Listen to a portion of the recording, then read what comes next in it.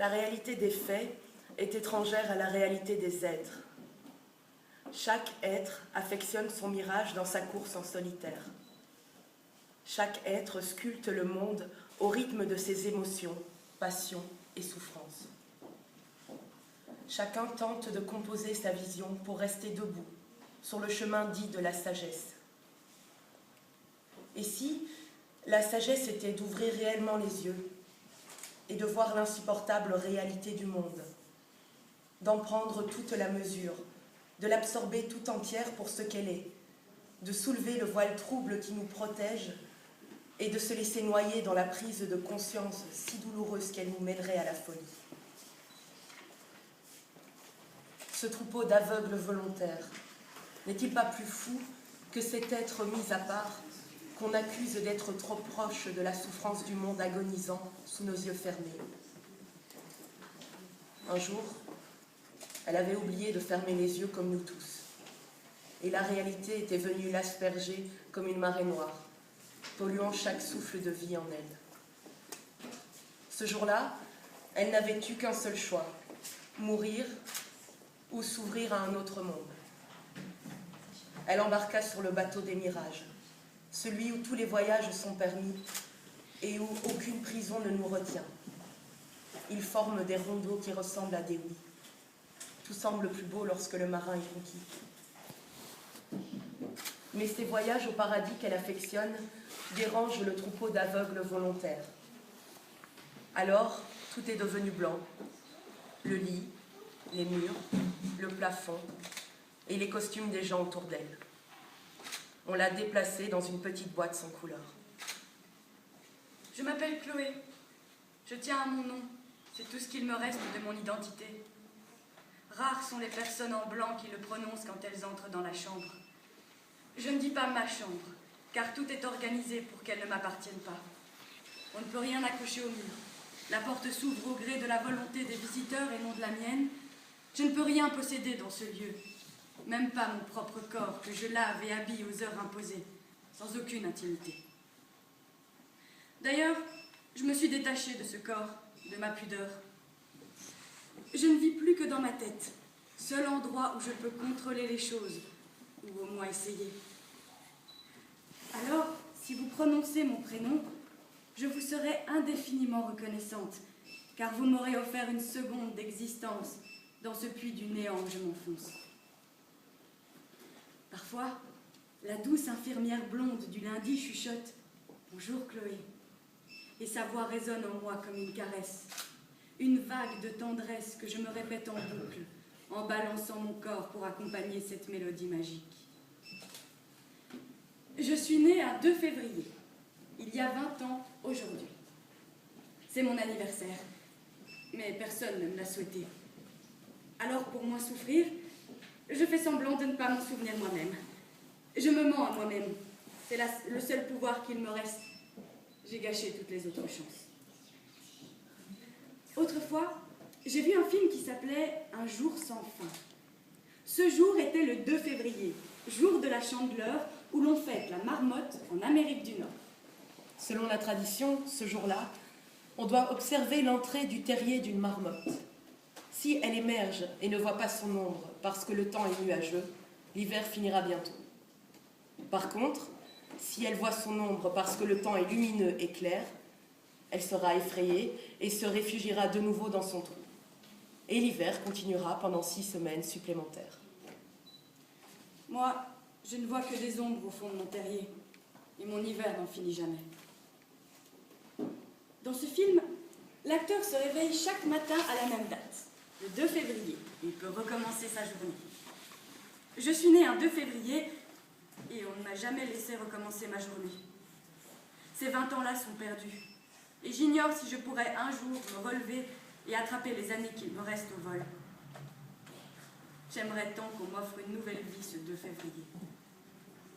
Mais la vie n'est pas un film, Chloé, me dit l'infirmière blonde avec son joli sourire. Elle sourit, mais ses yeux sont tristes. Je me reconnais dans ses yeux. Elle a le regard de ces gens qui regardent vraiment, ceux à qui la vie, ceux à qui l'illusion ne suffit pas, ceux que la vie n'épargne pas. Je l'ai surnommée clochette, car sa démarche est légère et mélodieuse. Elle survole la vie mieux que moi. Elle a compris qu'il ne fallait pas s'y frôler de trop près. Je me sens moins seule lorsque je reconnais son pas de fée dans le couloir. La solitude, c'est lorsque la vie vous pétrifie dans une douleur innommable. Une marée noire dont les vagues vous submergent à n'importe quel moment sans prévenir. À tel point que vous buvez la tasse en public, sans pouvoir contenir toute cette eau qui sort de vos yeux, qui fait exploser le cœur. Et puis, vous vous retrouvez là, au bord du quai. Les autres ont pris le train de leur vie et vous êtes inexorablement seul, comme une particule oubliée dans l'univers, une poussière cosmique qu'on écrase en marchant tant elle est insignifiante. Je veux oublier cette vague noire qui m'a noyée dans le néant. J'ai essayé de m'accrocher au bord. J'ai vu dans le regard de certains un jugement de mauvaise volonté. Mais que connaissent-ils de moi, de ma tempête, de la force du vent qui m'arrache au chemin de l'existence, de mes bras écartelés, de mes doigts qui glissent et perdent courage? Il y a tant de mots différents, chacun pour une même histoire. Comment peut-il y avoir des jugements sur une histoire qu'on n'a pas vécue? Ces regards-là me transpercent comme des épées. Si j'avais entendu une voix douce qui prononce mon nom, une voix d'amour, peut-être aurais-je eu le courage de m'agripper plus fort. Mais personne n'était là. Personne n'a eu suffisamment d'amour pour regarder ma souffrance en face.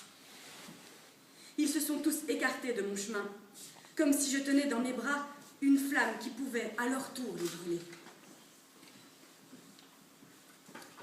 Pour oublier, j'ai dormi. Dans le sommeil, nous sommes tous pareils, sans défense, sans décor, plongés en nous-mêmes, en attente. Alors, j'ai dormi le plus longtemps possible, le plus souvent possible, pour me sentir comme les autres. Mais le matin, je n'avais pas la foi pour me joindre au mirage du presque rien des passants qui courent. Je ne sais pas après quoi courir, alors je reste là. Et cela, personne ne vous le pardonne. On ne peut pas déranger la danse de l'existence. Il faut bouger ou faire semblant. Mes muscles ne suivent pas. Mon âme est engloutie dans le noir. On m'a rangé au placard. Je vous écris du fond de mon placard.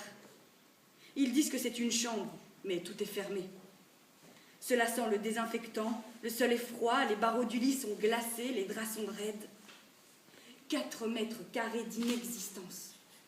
Avec une fenêtre, on ne sait pas ouvrir, qui donne sur une grande route dont le bourdonnement sonne vide dans ma tête. Parfois, je regarde les voitures rouler à toute vitesse sur ce grand axe gris qui défigure le paysage, qui lui barre sa beauté. J'observe la course frénétique de ces petites boîtes de métal emprisonnant des gens qui ont un but, une destination. Je les regarde comme une enfant au pied d'un carrousel à qui on n'a pas voulu offrir un ticket et qui se dit pour se consoler « De toute façon, ce jeu est idiot ». Nous sommes lundi matin. C'est le jour où le carrousel est le plus agité. Les expressions des visages sont crispées, les pas sont pressés, les regards fuyants et vides. C'est le jour où je me sens le plus au bord du quai. Parce que pour eux tous, c'est un commencement, si pénible soit-il. Pour moi, le temps n'existe plus. Je suis perdue au milieu, sans date ni repère. C'est comme si plus personne ne parlait ma langue et qu'on me condamnait muette à jamais. Le martèlement des sabots d'infirmières robotiques résonne dans le couloir. Plus le bruit est fort, plus je me sens menacée. Je resserre Nestor contre moi. C'est mon copain d'enfance, à qui je disais tout. Une peluche dont les poils doux me réconfortaient. Une peluche qu'on a jetée à la poubelle parce que j'étais trop grande. Mais je n'ai jamais grandi. Je ne sais même pas ce que ça veut dire, être grande. Est-ce devenir indifférente?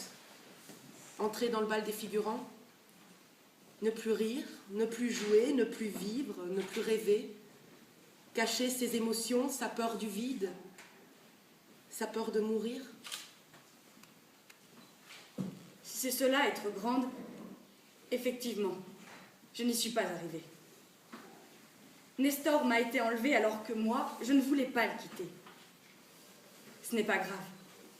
J'ai dit à Nestor que l'amour est plus fort que la mort, que je lui redonnerai vie tous les soirs. Et tous les soirs, Nestor revit rien que pour moi sans que personne ne le sache. Je lui donne vie avec la thé d'oreiller enroulée. Je lui redonne un corps de fantôme blanc et froid. Mais il est là, serré dans mes bras pour toujours. Ce n'est pas le corps de l'autre qui donne de la présence. C'est la trace de son âme dans notre cœur à jamais. Mais si le vide de l'espace m'engloutit, je ferme mes bras sur le fantôme de Nestor et je me sens mieux. La porte s'ouvre d'un mouvement brusque comme une gifle qui vous arrive au visage. C'est l'infirmière que j'aime le moins. Je l'ai surnommée Bulldog. Elle a toujours les dents serrées, le regard sadique prêt à vous sauter à la gorge. Un chignon noir serré tire les traits de son visage comme un masque sans émotion. Elle porte fièrement sa blouse blanche amidonnée comme un bouclier qui la rend imperméable aux autres et plus puissante. Elle aime l'ordre. Elle amène un déjeuner aseptisé et chimique dont personne ne voudrait. Mon matin est terne lorsque je reconnais ses pas dans le couloir. Elle entre donc, droite comme un piquet, se dirige comme un robot vers la fenêtre où est censée se trouver la table. Mais rien que pour l'ennuyer, je déplace la table tous les dimanches soirs. Elle prend alors un air dépité, serre les dents plus fort pour ne pas montrer son agacement et est obligée de balayer la pièce du regard au risque de croiser mes yeux pour trouver la table. Cette peur-là la tenaille. On ne croise pas les yeux des patients, on les ignore. Lorsqu'elle repart légèrement contrariée d'avoir effleuré mon ombre du bout des yeux, j'ai un léger sourire de satisfaction aux lèvres. C'est futile, mais ma vie est faite de ces petites bulles d'humour légère auxquelles j'essaye de m'accrocher pour ne pas éteindre la lumière pour toujours. Je m'approche du plateau déjeuner, soumise au tiraillement de mon estomac plutôt qu'à mon envie d'y goûter. Je ferme les yeux et avale une cuillère de la pâte hideuse pour éviter l'aiguille de la perfusion. Lorsque vous refusez la vie, on vous l'impose. Les gens qui n'ont pas envie de vivre dérangent les autres. Ils les gênent dans leur bonne conscience de marionnettes affairées. Alors, vous êtes priés de manger, de faire bonne figure. Et si vous ne mangez pas, on vous fera entrer de quoi survivre par les veines. On vous attachera si nécessaire. J'ai envie d'une première cigarette pour apaiser la tension déjà palpable de cette journée qui commence toujours de la même façon. La routine vous étouffe, vous résigne. Sans surprise, on est mort à l'avance. Ces êtres blancs qui cheminent comme des fourmis en rythme me donnent l'impression d'assister au bal des morts vivants. Je suis obligée, sans cesse, de m'inventer des jeux, des distractions pour ne pas voir mon esprit sombrer dans le vide. Je quitte la chambre en marchant toujours sur les mêmes carrelages. Les autres sont maudits et ils vous portent malheur. Grisée par ce petit jeu d'aventure et laissant mon angoisse derrière moi sur les dalles non piétinées, je me dirige vers la porte. Ce grand couloir ressemble à une autoroute.